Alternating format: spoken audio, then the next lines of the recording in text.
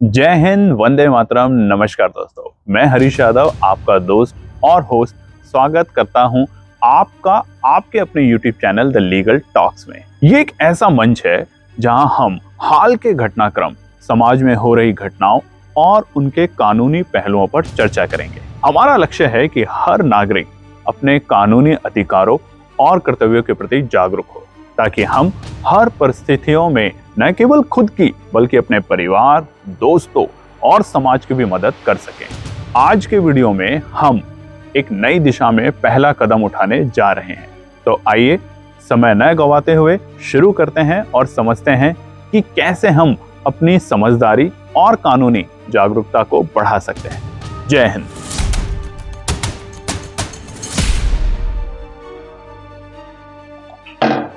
जय हिंद और नमस्कार दोस्तों। क्या आपने कभी सोचा है कि ऑनलाइन गेमिंग और बैटिंग एप्स असल में कैसे काम करते हैं? आज हम बात करने वाले हैं ऑनलाइन गेमिंग और गैम्बलिंग के बारे में। ये टॉपिक आजकल काफी चर्चा में है, लेकिन क्या आप जानते हैं कि ऑनलाइन गेमिंग क्या है और ये कैसे काम करती है? तो आज की वीडियो शुरू करते हैं हम 5 टॉपिक्स पे। ये पूरा मामला क्या है जानने की कोशिश करते हैं। समाज पर इसका प्रभाव और समस्या क्या है ये भी जानेंगे। हम जानेंगे कुछ महत्वपूर्ण केस स्टडीज कि किसके साथ क्या हुआ, जो कि हमारे पास इंफॉर्मेशन है। कानून के रूप में क्या किया जा सकता है, और फाइनली जानेंगे लीगल टॉक के नजरिए से कंक्लूजन। तो चलिए शुरू करते हैं आज की वीडियो को अंत तक जरूर देखें, यह आपसे रिक्वेस्ट है, क्योंकि इसमें आपको जानकारी मिलेगी कि कैसे कानून और जागरूकता दोनों के साथ इस समस्या से बचा जा सकता है। हो सकता है आपके परिवार में या आप खुद भी इस तरह के गैम्बलिंग ऐप के शिकार हो चुके हो। तो चलिए सबसे पहले जानते हैं पूरा मामला क्या है। आज के डिजिटल युग में ऑनलाइन गेमिंग और बैटिंग एप्स ने भारत में अपनी जड़ें जमा ली। जानते हैं क्यों? युवा की वजह से। इन प्लेटफॉर्म को 2 भागों में बांटा जाता है। औसतन देखा जाता है कि एक है भैया जहां पे बोला जाता है गेम ऑफ लक, यहां सिर्फ किस्मत का खेल होता है, जैसे सट्टा और लॉटरी, इसको बोला गया है गेम ऑफ लक। दूसरा है गेम ऑफ स्किल, यहां कहा जाता है कि खेल में आपके दिमाग का उपयोग होता है, लेकिन इसे भी जुए का ही एक रूप मान लीजिए, ये भी एक जुआ ही होता है। अक्सर आपने बहुत सारे विज्ञापनों में देखा होगा, आजकल गेम्स जैसे कि बहुत सारे ऐप्स हैं, ड्रीम 11, MPL, पोकर स्टार्स काफी पॉपुलर है। इन ऐप्स पर लोग पैसा लगाते हैं और जीतने पर पैसा कमाते हैं, लेकिन क्या यह सिर्फ एक गेम है या इसके पीछे कुछ और है, इसको जानते हैं। हो क्या रहा है देश के अंदर? देश में हो रहा है कि हमारे यहाँ पे युवा बहुत हैं और बेरोजगारी भी चरम सीमा पे है, जिसके साथ साथ जब युवाओं के पास ऑप्शन नहीं होता, जॉब नहीं मिलती, तो वो कोई और विकल्प ढूंढते हैं कि जहां से पैसा कमाया जा सके, और बस वो शिकार होते हैं ऐसे फर्जी एप्स के चक्कर में, ऐसे गेमिंग प्लेटफॉर्म के चक्कर में। अब देखिए, गेम ही अगर आपको खेलना है तो आप वर्जिश से रिलेटेड गेम खेलिए, मानसिक गेम खेलना है तो आप चेस खेलिए, मगर इस तरह के गेम आपको खिलाए जाते हैं। सोशल मीडिया इन्फ्लुएंसर और सेलिब्रिटीज आपको बताते हैं कि देखिए 10,000 रुपए लगाइए, 5,000 रुपए लगाइए, इवन 50 रुपए जैसी छोटी छोटी पूंजी भी अगर आपके पास है तो आप वो भी लगा दीजिए, आप शायद 5 लाख तक कमा सकते हैं। और इन्हीं सब चक्करों में, ऐसे झूठे विज्ञापनों के चक्कर में हमारी भोली भाली जनता, जवान, युवा, जिन्हें नहीं पता, और इवन बच्चे भी कई केसेस में देखे गए हैं जो इन विज्ञापनों के वजह से प्रभावित होते हैं, क्योंकि फोन आज की तारीख में सबके पास है, डिजिटल युग है, सबके पास स्मार्टफोन है, और वो फटाक से 50-100 रुपए उसमें लगा देते हैं और गंवाना शुरू कर देते हैं। और बस यहीं से शुरुआत होती है इन गेमिंग एप्स की स्कैम का प्रोसेस। दोस्तों, ये सिर्फ गेम नहीं है। सबसे पहली बात, ये एक बड़ा बिजनेस है, बड़ा बिजनेस जो हर साल हजारों करोड़ रुपए कमाता है। लेकिन इसके साथ ही ये समाज के लिए एक बड़ी समस्या भी बन गया है। आइए अब इस समस्या को समझते हैं। जब तक ये गेम था तब तक कोई दिक्कत नहीं, बट अब ये एक बड़ा स्कैम के रूप में बाहर आने वाला है। भारत में पब्लिक गैम्बलिंग एक्ट 1867 के अनुसार जुआ खेलना अवैध है, लेकिन डिजिटल युग के लूप होल के जरिए ये कंपनियां इसे लीगल बना रही हैं। अब आप देखिए, 4 लोग अगर बैठ के कार्ड खेल रहे होते हैं, जिसे हम औसतम पत्ते कहते हैं, खेल रहे होते हैं, तो उन्हें पुलिस आके पकड़ लेती है, उनके ऊपर केस लगते हैं और वो जेल जाते हैं। मगर गेमिंग में आज की तारीख में वही चीज आप 4 दोस्त बैठ के मोबाइल से अगर गेम खेल रहे हैं, वही पत्ते रम्मी, तो कोई आपको पकड़ेगा नहीं। बस ये ही लूप होल था इस एक्ट में, क्योंकि ये एक्ट था काफी पुराना और इस एक्ट में उस तरह कभी ये सोचा नहीं गया था कि शायद आने वाले भविष्य में इस तरह के डिवाइस होंगे, लोग साथ में बैठ के फिजिकली ना खेल के इस तरीके से खेलेंगे और उसका अब दुरुपयोग अच्छे से ये तमाम कंपनियां कर रही हैं। फैंटेसी गेमिंग को गेम ऑफ स्किल बताकर ये कंपनियां लाखों करोड़ों की कमाई कर रही है, जबकि इसका असल प्रभाव आम आदमी पर पड़ रहा है, यानी कि आप जो वीडियो देख रहे हैं इनके ऊपर। हो सकता है आप में से भी कई लोग इसका शिकार हुए हो, बहुत सारा पैसा गंवाया हो। कमेंट सेक्शन में जरूर लिखिएगा। समाज में समस्या क्या है, इसको समझ लेते हैं कि इसके आने के बाद हो क्या रहा है। क्यों गैम्बलिंग जो है, ये जो गेमिंग एप्स हैं, ये बहुत सारे अलग अलग एप्स जो बन चुके हैं जो सपना दिखाते हैं, ये है क्या। दोस्तों देखिए, ऑनलाइन गेमिंग और गैम्बलिंग की लत ने कई लोगों की जिंदगी बर्बाद कर दी है। ऐसा हम नहीं कहते, ऐसा डेटा और रिपोर्ट्स कहती हैं। ये सिर्फ पैसों की बात नहीं है, बल्कि ये लोगों की मानसिक सेहत, परिवार और करियर को भी प्रभावित कर रहा है। लगातार लोग इससे डिप्रेशन में जा रहे हैं क्योंकि वो वहां पर बहुत पैसे गंवा रहे हैं। हम बात करते हैं, कई युवा हैं इसकी लत में फंसकर लाखों रुपए गंवा चुके हैं। बहुत सारे, हो सकता है आप भी और आपके जानने वाले भी, कोई कुछ ने तो इससे चलते खुदकुशी तक कर ली है, आत्महत्या। ये समस्या इतनी गंभीर है कि एम्स और बैंगलोर के जो डॉक्टर्स हैं, साइकोलॉजिस्ट जो हैं, इन्होंने भी इसके बारे में चेतावनी देनी अब शुरू कर दी है। दोस्तों, ऑनलाइन गेमिंग की लत ने कई लोगों की जिंदगियां बर्बाद कर दी हैं, अच्छे खासे परिवार खत्म कर दिए हैं। एक केस ऐसा था जहां पे रवि नाम के एक व्यक्ति थे जो आर्मी में काम करता था। उसने ड्रीम 11 पर पैसा लगाना शुरू किया। धीरे धीरे उसकी लत इतनी बढ़ गई कि उसने 35 लाख रुपए का कर्जा ले लिया। और ऐसा एक केस नहीं है, ऐसे बहुत सारे केसेस हैं जो कि औसतम आप देखते होंगे। एक और केस है हैदराबाद में एक स्टूडेंट का, जिसने बैटिंग एप्स पे लाखों रुपए गंवाए और आखिरकार उसने खुदकुशी कर ली क्योंकि उसने बहुत पैसा लोगों से ले लिया था। ये सिर्फ एक दो केस नहीं है जैसा कि हमने बताया, बल्कि ऐसे हजारों केस हैं और हर दिन सामने आ रहे हैं। उसके बावजूद भी ये बिजनेस बढ़ता जा रहा है, सिर्फ false marketing. Mahadev betting app आपने सुना होगा, स्कैम था, 1000 करोड़ रुपए का घोटाला हुआ, कई सेलिब्रिटीज भी इसमें गिरफ्तार हुए, मगर उसके बावजूद ये सिलसिला चले जा रहा है, बढ़ता जा रहा है। एक रिपोर्ट के मुताबिक पिछले 3 सालों में ऑनलाइन गेमिंग इंडस्ट्री जो थी वो 10,000 करोड़ से बढ़कर 25,000 करोड़ की हो गई है। तो आप देखेंगे स्केल कितना बड़ा है, कितने बड़े स्केल पे पैसा चल रहा है यहाँ पे।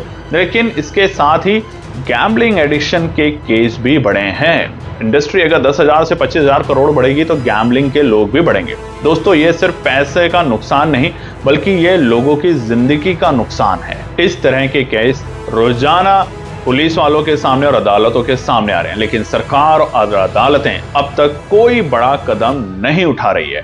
कुछ स्टेट्स ने ऐसा किया है जिसको हम आगे के पार्ट में समझेंगे और बताने की कोशिश करेंगे। समाज पर इसका प्रभाव क्या है और क्या होगा अगर सभी इस तरीके से काम करने लग जाएंगे। तो देखिए, ऑनलाइन बेटिंग एप्स और जो फैंटेसी गेमिंग ने युवाओं और बच्चों को खास तौर पे जकड़ लिया उनको, युवाओं को बस कि हमें फटाफट पैसा कमाना है। और उसके जो हमारी एनालिसिस है वो 5 मुख्य कारण क्या है वो बताते हैं। पहला, आसान एंट्री है, एक मोबाइल और इवन 50 रुपए से आप शुरू होकर लाखों का नुकसान करवा सकते हैं। सबसे आसान, क्रिकेट का प्रभाव। क्रिकेट हमारे यहाँ पे एक त्योहार है और बड़े बड़े क्रिकेटर्स और सेलिब्रिटी इन ऐप्स को प्रमोट करते हैं, जिससे लोग इन्हें भरोसेमंद मानते हैं। यानी कि देखिए, अगर कोई क्रिकेटर है जिसका मैं फैन हूं, वो अगर बोलेगा तो मैं इसका भरोसा मान के इसमें पैसा लगाऊंगा। लालच और धोखा। अधिकतर विज्ञापन क्या है, 1000 लगाओ 10 लाख कमाओ जैसे ऑफर लोगों को फंसाते हैं। बहुत सारे सोशल मीडिया इन्फ्लुएंसर भी इनके ऊपर ये सब करते हैं और लोगों को, अपने फैंस को इसमें फंसाते हैं। ये नशे की तरह लत है, दिमाग में डोपामिन रिलीज होते हैं और ये लत लगातार बढ़ती रहती है।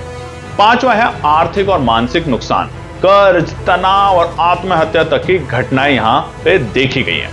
कमेंट सेक्शन में लिखिएगा कौन कौन से यूट्यूब इन्फ्लुएंसर और तमाम लोग हैं जो इस तरह की चीजों को प्रमोट करते हैं। ये सिर्फ अब एक खेल नहीं बल्कि एक गेम है और ये एक समस्या बन चुकी है समाज के लिए। दोस्तों, ये समस्या इतनी गंभीर है कि सरकार और कोर्ट को भी इस पर गंभीरता से सोचना पड़ रहा है।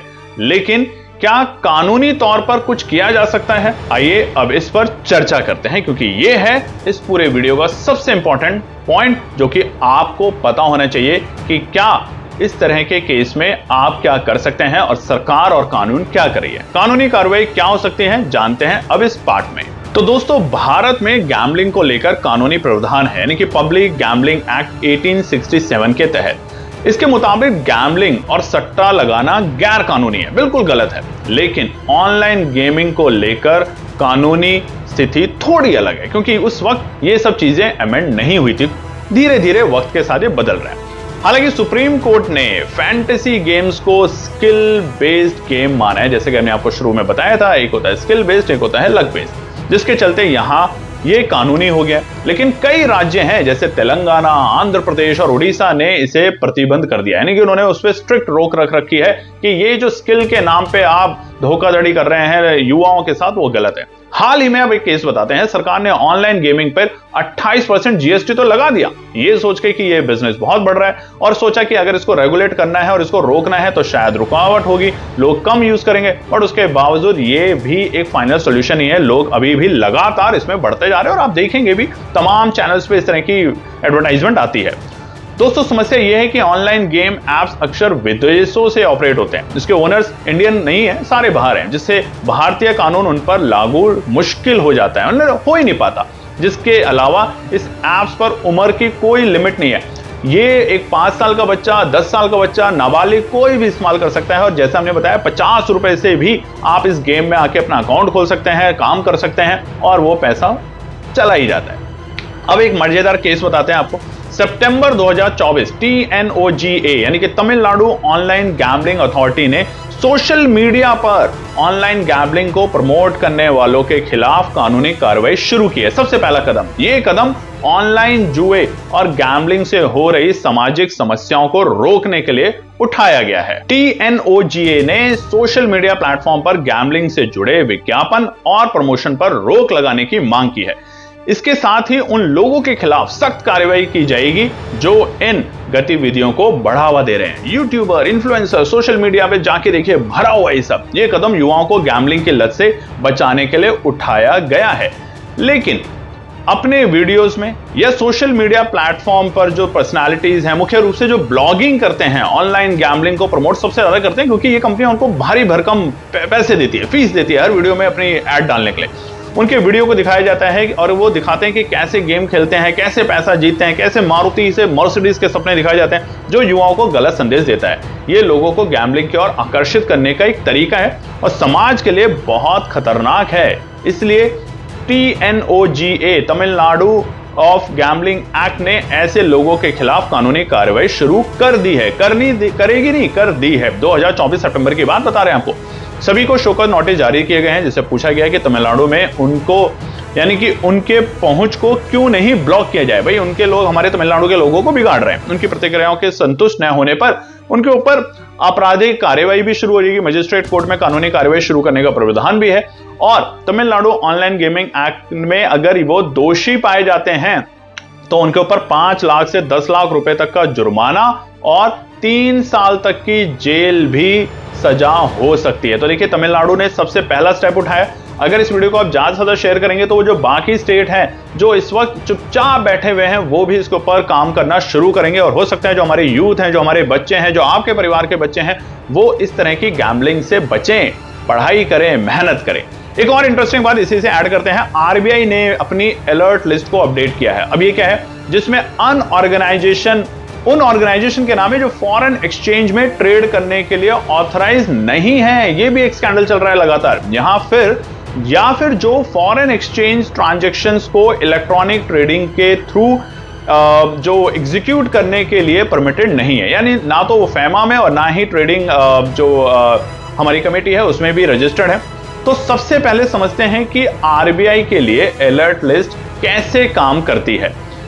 देखिए, इस लिस्ट में उन एंटिटीज के नाम इंक्लूडेड हैं जो ना तो, फिर ध्यान से सुनिएगा, जो ना तो foreign exchange management act FEMA 1999 के अंडर फॉरेक्स ट्रेड कर सकती है, और ना ही इलेक्ट्रॉनिक ट्रेडिंग प्लेटफॉर्म यानी जिसे हम कहते हैं ETP के थ्रू फॉरेक्स जो फॉरेक्स ट्रांजैक्शंस ऑपरेट करने के लिए भी ऑथराइज्ड नहीं है। ठीक है, जो आरबीआई के 2018 में उन्होंने कुछ गाइडलाइन दी थी और उसमें नाम भी दिए थे। इसके अलावा अलर्ट लिस्ट में उन प्लेटफॉर्म्स, वेबसाइट या एंटिटीज के नाम भी हैं जो अनऑथराइज्ड एंटिटीज को प्रमोट कर रहे हैं।